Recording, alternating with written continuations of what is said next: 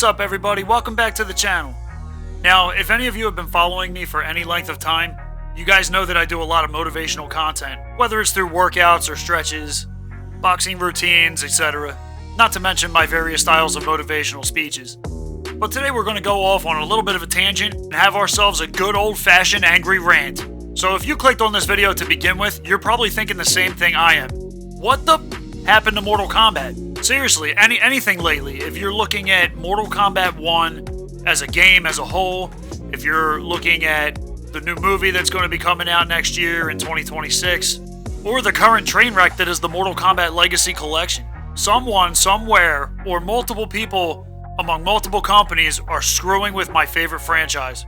And you know what? I'm going to start by talking about the Mortal Kombat Legacy Kollection, because for such an easy cash grab, they still screwed it up.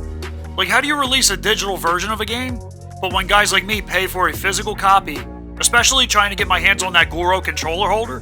Yeah, I'm still waiting for it. Ironically enough, the day that I recorded this video is the day that I found out that Atari was finally supposed to ship the physical copies to the people who pre-ordered them. But you know what? Word on the street is, I'm not missing much anyway, because apparently the online features are garbage. And for real, it's the year 2025, how can you not get that right? And we're talking like basic network stuff.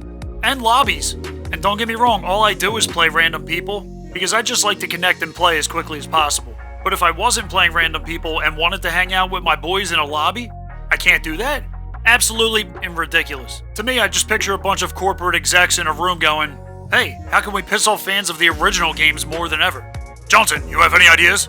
Well, we could add command input delays offline as well. This way, the game would almost be as equally painful to play offline as well as online. I like the way you think, Johnson. Remember, the mission is to make the game as insufferable as possible and take everyone's money. And absolutely make sure that the old fossils who played these games on the Sega Genesis and Super Nintendo can't get their physical copies for at least a month and a half to 2 months after the fact. I wrote everything down, sir. I'm on it.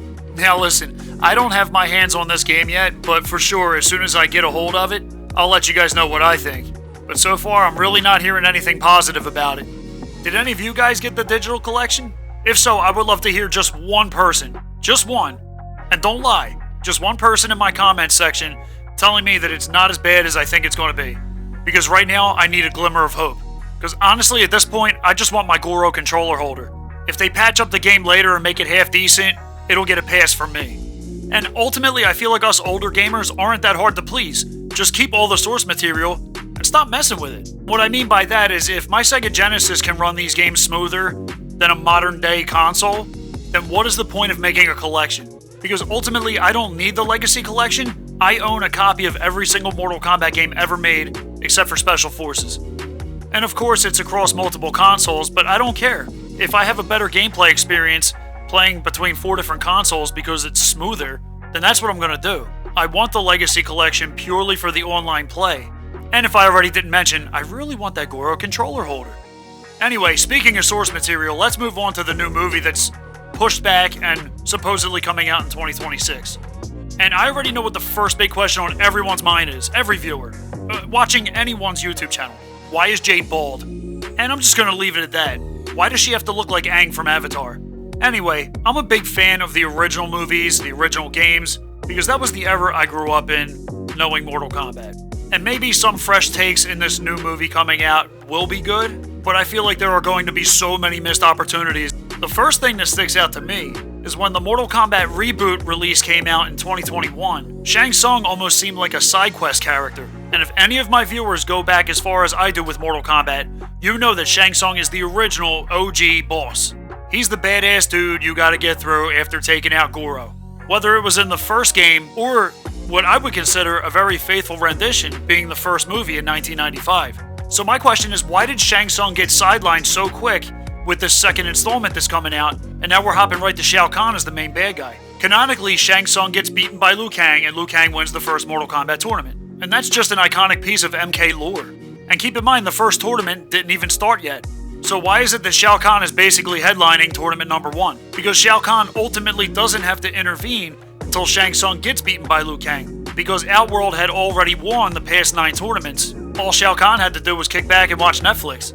So it leads me to believe that this movie's going to kind of have like a Jenga effect. You're basically going to pull out one piece of lore and have to work everything else around that, so things are obviously going to have to change. The fact that Liu Kang almost looked like an NPC in the 2021 film doesn't give me super high hopes for his role in the second movie, despite seeing a preview of the movie where it looks like Liu Kang may potentially be fighting Shao Kahn. I got a big gut feeling that they're going to make Liu Kang get killed by Shao Kahn, but that's just my opinion. You guys let me know what you think down in the comments. Please tell me I'm an idiot and that I'm wrong and that Liu Kang is going to save the day. And I know I sound really butthurt about the whole Liu Kang situation, but that guy's not even in my top 5 favorites. Let's talk about my number 1 main man, Sub-Zero. I get it, the original Sub-Zero, or Bi-Han, winds up becoming Noob Saibot. But why in God's name is Noob Saibot fighting with Scorpion in tournament number 1? Now listen, there are a ton of Sub-Zero fanboys out there.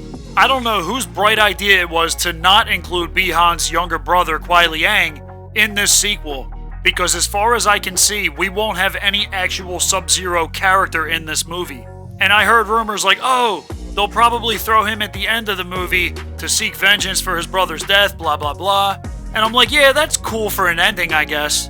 But you're still going an entire Mortal Kombat movie without one of your main characters. Picture taking Ken or Ryu out of a Street Fighter game, or a Street Fighter movie. Do you think that that's a great business decision? Anyway, I feel like I can harp on and on about the movie all day long. But let's switch topics a little bit and talk about MK1, the game. I'll start off on maybe like 1 or 2 positive notes with this, because the game wasn't entirely trash in my opinion. I would say when it came to a ranking system on how long this game held my attention when I played online, I would put it at number 3. Specifically behind MKX as spot number 2, and MK9 as spot number 1, which I would hail the greatest MK game ever created. I hope you guys drop me a like if you feel the same way. From a core gameplay perspective, I think they did okay. Whether or not you're a fan of the cameo system is subject to debate. Me personally, I'm neutral on that whole issue. But I feel like I'm going to save some more specifics about MK1's gameplay for another video, because I would like for people to see that I do know what I'm talking about when it comes to certain gameplay mechanics, and basically how all major fighting titles across the board today handle a lot slower than their predecessors. But again, there's a lot of details to that. Anyway, gameplay aside, I thought that the voice actor who did Sub-Zero's voice was badass, and I thought that the demeanor of the Bi-Han character in this rendition of Mortal Kombat was actually really cool. And maybe I'm biased because Sub-Zero is my boy, but by and large, I feel like the rest of the cast was garbage. And not taking credit away from the voice actors, I just mean with the storyline and how certain characters were involved in certain plot points. It just seemed too damn cheesy to me. Matter of fact, I thought that the storyline was so corny I didn't even buy the expansion. I just YouTubed the DLC storyline and went, heh, I'm glad I didn't pay for that. Plus, I think everybody and their mother across the internet would agree that Cyrex and Sector shouldn't have had their genders swapped. Like, I don't understand what game companies are thinking when they try to pander to an astronomically small percentage of rainbow kids that may or may not be playing this game. I just really can't grasp the idea of game developers with an awesome franchise thinking about ways to destroy it. I feel like they're caught in some kind of stop hitting yourself kind of mentality. Like seriously, why are they doing the things they're doing? Has anybody at Warner Brothers or NetherRealm Studios learned their lesson yet? Or do they all have some kind of fetish with economic disaster? Anyway, I just feel like guys like Ed Boon and any higher-ups at NetherRealm Studios need to cut out all the bullshit and just go their separate ways. Like, these guys have enough clout, right? Why can't they just start their own business? I'm sure they could get funding, if they had to, from investors who actually care about this franchise and want to see it succeed and be pulled back from the jaws of life. So you know what? I just feel like my most favorite franchise ever is losing its identity. It's getting lost in the sauce between bad business decisions, politics, the rainbow agenda, all the garbage that good video games can live without. I'll tell you what, guys. I miss my old Mortal Kombat games, I miss my old MK movies, and I feel like, yeah, maybe I'm a little older and washed up. Maybe I need to just go eat some member berries. Then I can remember the golden ages of Mortal Kombat. But at the end of the day, all we can do is hope for the best for this franchise, right? I'm going to go see the 2026 movie. I'm not optimistic at all, but if the movie does exceed my low expectations, then I'll hang around for future installments. But as far as I'm concerned, Mortal Kombat is limping, crippled, and damn near dead. So somebody please save my baby! Alright, maybe I'm being a little overdramatic, but what do you guys think? Do you guys share the same views as me? Do you share at least some of the same views as me? Or am I an old washed up babbling idiot? I would absolutely love to hear from you guys too, because I feel like this is a very pivotal moment in Mortal Kombat's history, and possible future or lack thereof. Anyway, if you guys want to show me some love, consider hitting that subscribe button. And if you like anything related to fitness, hobbies, gaming, or motivational speeches, check out the rest of my channel, because life isn't one-dimensional and neither is my content. So until next time, love your life, stay motivated, and pray for MK, and hope that it starts to see some better days.